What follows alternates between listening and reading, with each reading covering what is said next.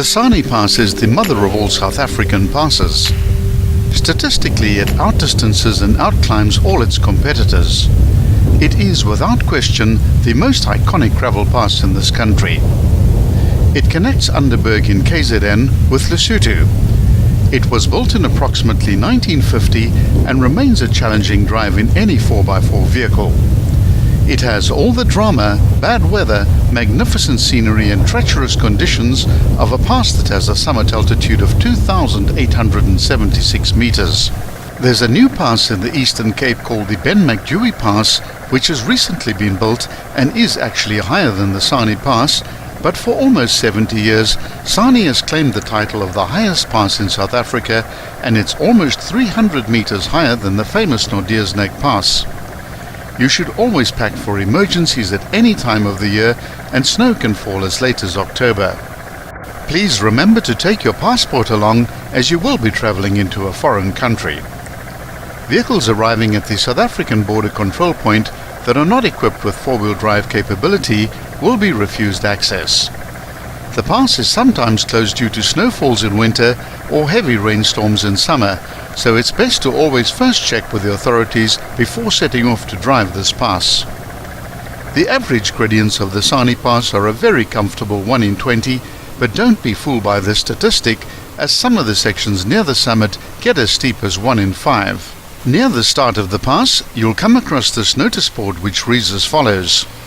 In terms of the Road Traffic Act, number 29 of 1989, no vehicle that is not equipped with four-wheel drive may drive up the Sani Pass beyond the South African police post except with prior approval of the administrator. The pass starts at an altitude of 1,544 meters and then climbs a total of 1,332 vertical meters to summit at 2,876. It's not uncommon finding heavy trucks on this pass, and it's frequently necessary for one of the vehicles to reverse to a wider spot to create sufficient passing space. These early phases of the pass are relatively easy to drive, and the real action only starts after the border control point.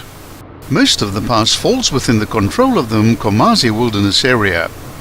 In the upper sections of the pass, the high number of crumpled car wrecks lying down the ravines bears mute testimony to the inherent dangers of this pass. It's still a common sight to come across mule trains descending down from Lesotho to buy provisions in South Africa. Many overseas adventurers travel to South Africa specifically to drive the Sani in rented 4x4s, such is its reputation. It's common knowledge that there are plans underway to tar the Sani Pass, which has resulted in an immediate rash of objections from NGOs and societies interested in preserving the true wild nature of the pass. One can't stop progress, of course, and as at January 2018, only the middle 5 kilometers from the border control point to the summit remains gravel. Soon you'll arrive at the border control point, which is neat and well run with clean restrooms. Once you've completed the formalities, the more exciting part of the pass begins. Once the pass has been tarred, the four-wheel drive restriction will fall away and allow normal cars to ascend and descend the pass. Whilst this will take away some of the allure and sense of adventure, it will probably have an overall positive effect on local tourism, as it will allow many more people unfettered access. If you've not already done so, now is a good time to deflate your vehicle's tires. Take them down to at least 1.4 bar. This will improve traction and therefore your safety. There are additional benefits in that the ride will be less bumpy and the risk of getting a puncture is also reduced. On the 26th of October 1948, Godfrey Edmonds, an ex-RAF Spitfire pilot, was the first person to ever drive the pass in a vehicle. This was before the road was actually built, and it took him 5.5 hours to reach the summit, and he was assisted by a team of Basutos with mules, ropes and other equipment. In those days, this was a remarkable achievement and led in no uncertain terms to the approval of the road construction.